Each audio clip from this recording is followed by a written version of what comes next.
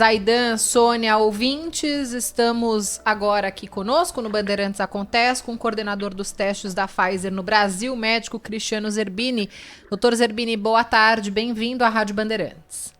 Boa tarde, tudo bem? Olha, é um prazer estar com vocês, obrigado pela oportunidade de conversar com seus ouvintes. Prazer é nosso, doutor. Vamos falar sobre essa aprovação definitiva, notícia boa logo cedo, né? Vacina da Pfizer, a primeira a ser aprovada com registro definitivo no Brasil. Na sua avaliação, essa aprovação facilita o acordo entre a Pfizer e o governo federal para que de fato a gente consiga comprar doses da vacina da Pfizer? Olha, eu acho que vai ajudar bastante. Inclusive, aí existe uma proposta no Senado brasileiro, né, que parece que foi colocada hoje ainda, que facilita um pouco mais as conversações entre o governo e a Pfizer, levando em conta que alguns problemas, tipo ressarcimento por eventos adversos, tudo estava muito em discussão, mas parece que uma norma nova que foi sugerida para o Senado agora, eu acho que vai facilitar bastante, né? Então, nós temos essa boa notícia da aprovação, a substituição, para aprovação definitiva da vacina. Nós temos também uma outra notícia muito boa, que pesquisadores da Pfizer mostraram que a vacina pode ser conservada entre menos 15 e menos 25 graus Celsius, que é o que a gente encontra num refrigerador comum, né, por 15 dias. Então, como a vacina pode ser conservada nessa temperatura por 15 dias, a logística, que era um problema que a gente teria que enfrentar devido àquela temperatura muito baixa de menos 70 graus Celsius, agora foi superada com esse novo estudo. Então, a logística para os postos de saúde, unidades básicas de saúde, vai ficar muito mais fácil, porque basta ter uma geladeira, né, comum. Então, nós temos várias notícias boas ao mesmo tempo. E a outra notícia boa também é que a Pfizer, se houver um acordo com o governo, está disposta a fornecer muitos milhões de doses para o Brasil, né?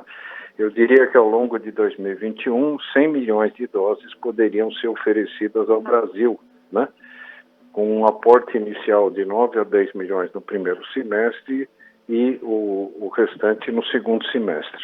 Então, você veja bem, 100 milhões de doses, você consegue vacinar 50 milhões de pessoas, que é mais ou menos, que é um pouco mais até do que a população do estado de São Paulo, e mais também do que a população inteira da Argentina. Realmente é uma notícia muito animadora, doutor Cristiano Zerbini, Sônia Blota aqui. Um grande prazer tê-lo aqui no Bandeirantes Acontece.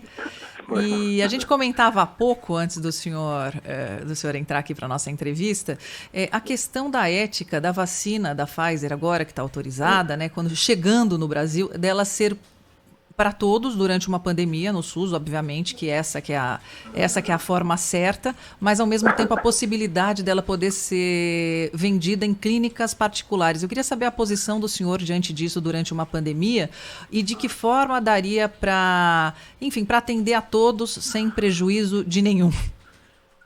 Eu acho o seguinte, as vacinas têm que estar à disposição igualmente para todos os brasileiros, não pode haver privilégios, tá certo? Então, você veja bem, se o SUS tiver um aporte de vacina para todos os brasileiros, eu acho que não há problema de ter numa clínica, porque a pessoa tem opção, ela quer tomar na clínica, quer tomar aquela vacina, não tem problema nenhum. Desde que a vacina também esteja disponível para aqueles pacientes que são, digamos assim, economicamente desfavorecidos, que é a maioria da nossa população, né? Então, estando disponível para todos os brasileiros, né, independente do fabricante da vacina, que tenha vacina para todos os brasileiros, gratuitamente, se comprar vacina numa clínica for apenas uma opção da pessoa, aí eu não vejo problema nenhum, né? Mas o que não pode é a vacina estar à venda e vários brasileiros não terem chance de tomar a vacina. Aí está errado, tá certo?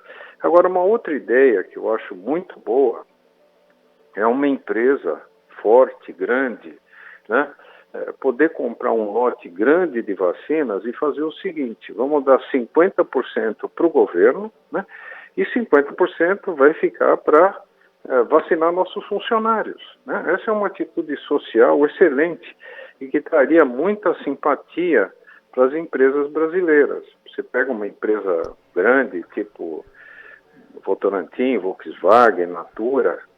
Você imagine se eles comprassem um lote grande da vacina, dariam metade para os brasileiros, metade do que eles compraram, e a outra metade eles vacinam todos os funcionários, prestando um grande serviço para a sociedade brasileira. Então, assim, dessa forma, eu acho muito bom, eu acho correto. O que não pode é que um brasileiro não tenha chance de tomar a vacina e que a vacinação dependa de condições socioeconômicas. Isso não pode acontecer. Doutor Cristiano Zerbini, boa tarde. Boa tarde. O ouvinte André da Mata, ele faz uma pergunta aqui, porque ele diz assim: o nome Zerbini pesa, né? E ele pergunta qual o seu parentesco com o legendário Euclides de Jesus Zerbini. O professor Zerbini, né, que é bastante conhecido pelo transplante de coração que ele fez aqui, né, um dos pioneiros no mundo disso. Eu tive aula com ele, eu sou formado pela Faculdade de Medicina da USP e todos nós passávamos um pouco pela cirurgia, né, como alunos, e eu tive aulas com o professor. E teve uma época que eu também tinha essa curiosidade, eu liguei e nós sentamos e conversamos bastante, sabe? Ele me contou várias histórias, tudo, mas nós não encontramos um ancestral comum. O nome é o mesmo, né? O sobrenome. Não encontramos um ancestral, mas possivelmente é capaz de existir lá na Itália. A gente não sabe muito bem porque o nome é italiano, né? Claro, a origem deve ser a mesma. Eu tenho parentes assim, distantes, muito distantes no norte da Itália, e numa região chamada Carigine, que é lá no norte da Itália. E então, talvez a gente tenha uma origem comum, mas a gente não encontrou um ancestral assim conhecido nosso, não. Doutor Zerbini, a gente falava há pouco sobre uma notícia que no começo dessa semana, ontem, né, havia inclusive ali como manchetes nos telejornais e tal, a possibilidade de a Pfizer, da vacina da Pfizer, ter uma eficácia em dose única de 85%, ou seja, 100 pessoas tomam a vacina, 85 ficam imunizadas, as outras 15, se tiverem contato com o vírus, terão consequências menores. O que o senhor pode dizer a respeito?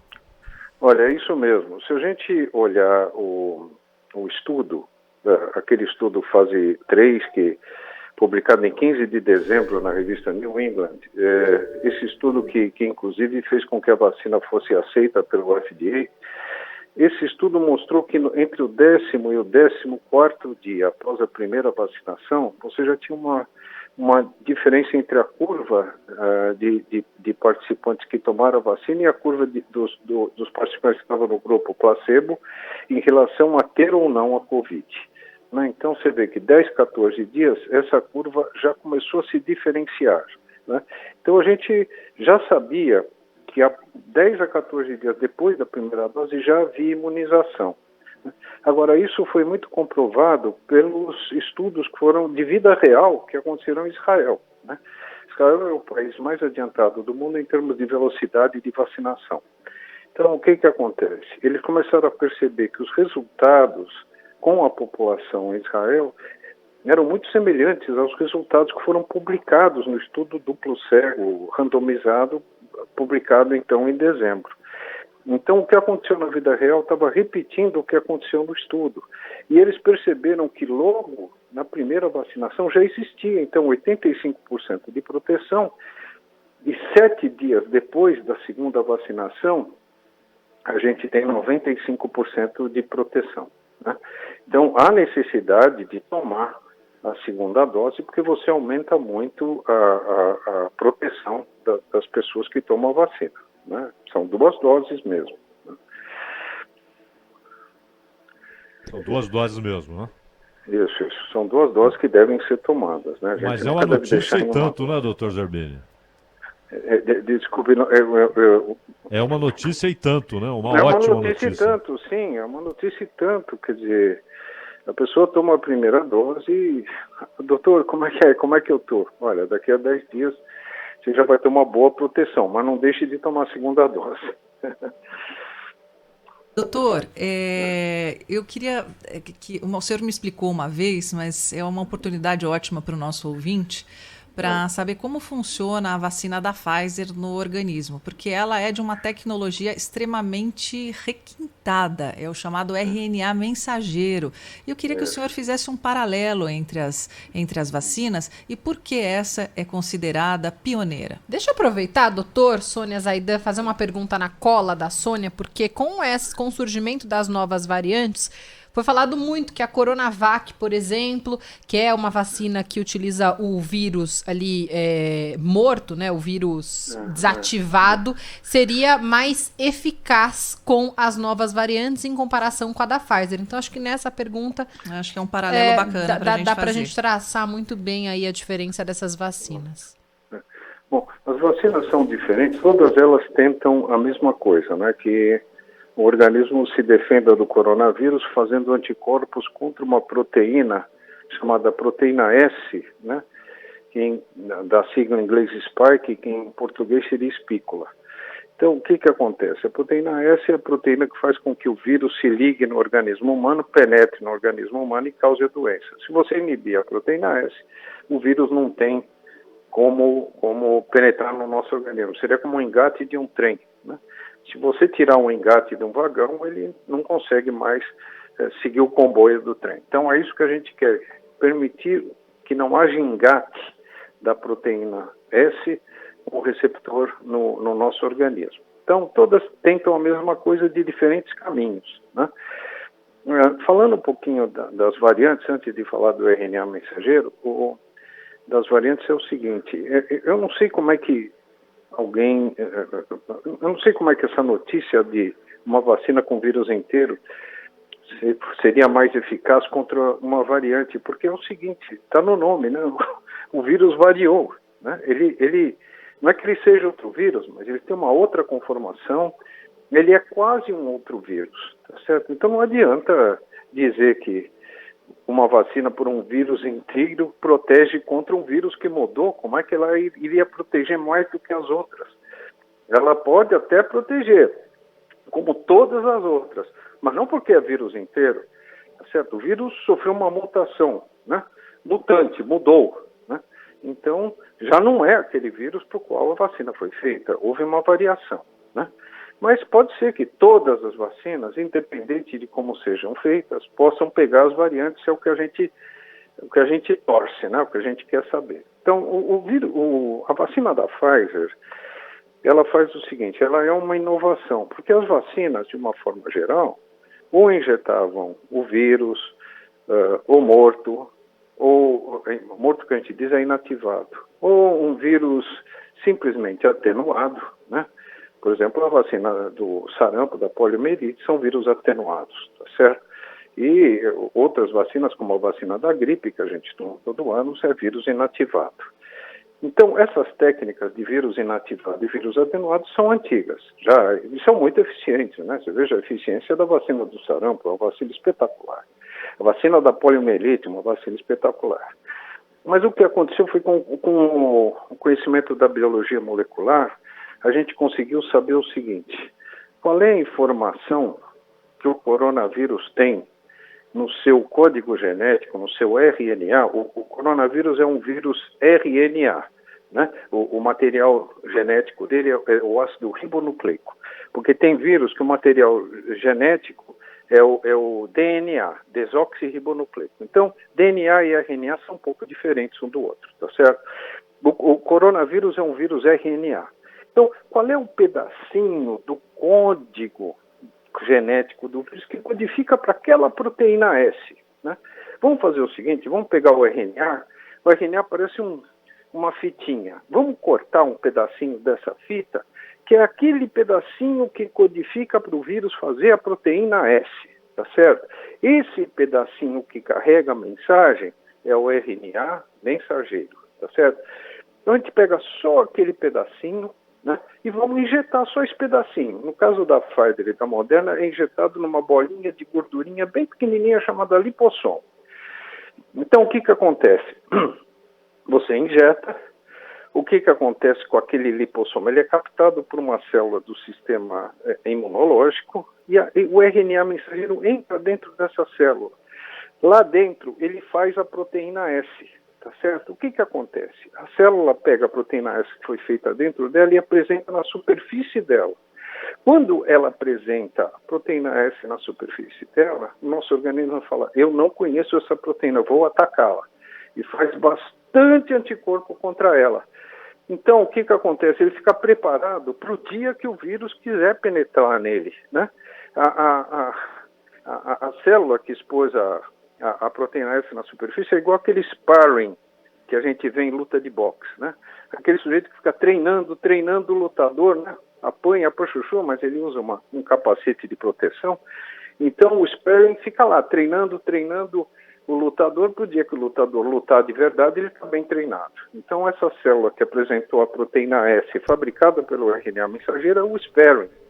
Ele treina o nosso organismo, quando o vírus verdadeiro quiser nos invadir, nós já estamos preparados. É mais ou menos isso. Dr. Zerbini, uma última da minha parte, na verdade a pergunta de um ouvinte. O nome dele é João Carlos, de São Bernardo do Campo. Eu não sei se o senhor tem essa resposta, mas ele quer saber qual é o valor, no caso da Pfizer, cobrado por dose, se há um valor razoável aí que o governo deve pagar e se for liberada a compra por clínicas e laboratórios, qual o valor razoável que a Pfizer deve cobrar no mercado? Eu não tenho eu não tenho esse valor, mas eu acredito que não vai ser caro, porque o que eu já ouvi assim de dirigentes da Pfizer é o seguinte: o preço para alguns países, vamos dizer assim, com situações econômicas não tão boas como os outros países mais adiantados, a dose poderia ser adquirida por metade do preço. Então, eu não tenho valor, mas não é um valor alto, né? É um valor absolutamente pagável, né? Agora, isso para os governos. Agora, numa clínica privada vai depender da clínica mesmo, né? Vamos torcer para não ser caro, para que todo mundo tenha acesso. É o que a gente mais está torcendo, viu, doutor Cristiano? Agora, falando sobre atender a população, uma vacina que... Enfim, nosso tempo é curto, só para... A Bruna já está me fazendo um sinal aqui, só para a gente responder rapidinho. Então, a nova cepa, essas novas variantes que estão surgindo, não tem nada a ver com a vacinação em massa. Tem que vacinar a população, certo? Sabe o que é? A relação é a seguinte: quanto mais pessoas são infectadas, mais aparecem mutações. A mutação aparece na hora que na hora que o vírus está sendo reproduzido. Na hora que ele está sendo reproduzido no nosso organismo, ocorrem erros na reprodução. Ela não é perfeita. Tem erros, que nós chamamos de mutações, que são ruins para o vírus. E tem erros que são bons para o vírus. Isso acontece ao acaso. E só acontece na hora que ele está sendo reproduzido. A gente precisa vacinar todo mundo para que pare essa reprodução do vírus. Quanto mais pessoas forem infectadas, maior a possibilidade de apresentar mutações. O único jeito de acabar com isso é vacinar todo mundo. Aliás, o único remédio que existe... É vacinar todo mundo. É vacinar. Não tem comprimido que salve ninguém. Obrigada pela sua entrevista, doutor Cristiano Zerbini, que é o médico representante da Pfizer aqui no Brasil. Doutor Zerbini, obrigada. Até uma próxima. Ok, até uma próxima. Obrigado pela oportunidade. 4 horas e 43 minutos. Esse é o Bandeirantes Acontece.